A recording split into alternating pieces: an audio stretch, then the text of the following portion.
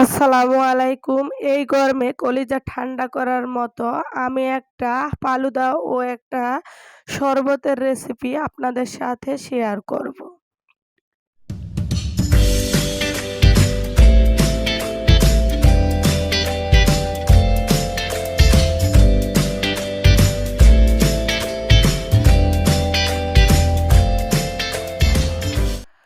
তো কথা বাড়িয়ে চলে আসলাম। আমি এখানে কিছু আম ছুলে কুচি করে নিচ্ছি। তো দিয়ে দিচ্ছি আমগুলা। তারপরে দিয়ে দিচ্ছি কয়েকটা কাঁচামরিচ ও বিট লবণ ও সাধারণ লবণ ও গুঁড়া দুধ ও চিনি।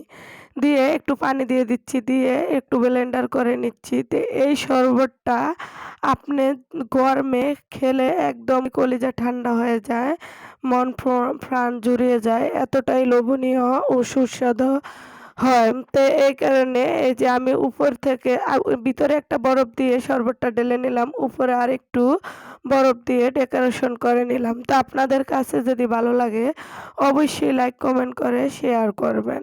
তো এটার পরে আমি যে ফালুদার মতো একটা বানাবো, এটা দিয়েও আমি শরবত বানাইতে চাইছিলাম তরমুজের। তো আমার বাচ্চারা তরমুজের শরবত খেতে চায় না। এই কারণে আমি একটু ফালুদার মতো বানাবো। তো কিছু তরমুজ কুচি করে নিচ্ছি।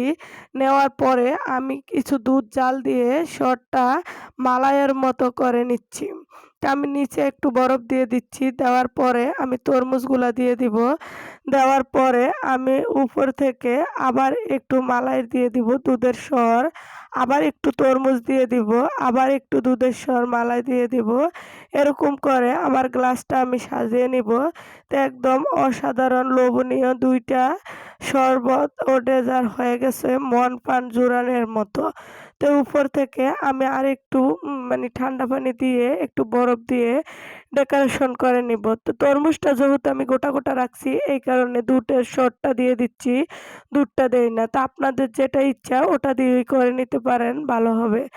তো আজ এই পর্যন্ত, আবার নেক্সট ভিডিওতে দেখা হবে। তো যে এই পর্যন্ত আছেন একটু হলেও ভালো লাগে লাইক, কমেন্ট করে শেয়ার করবেন। আর ভালো লাগলে অবশ্যই সাবস্ক্রাইব করবেন। আল্লাহ হাফেজ।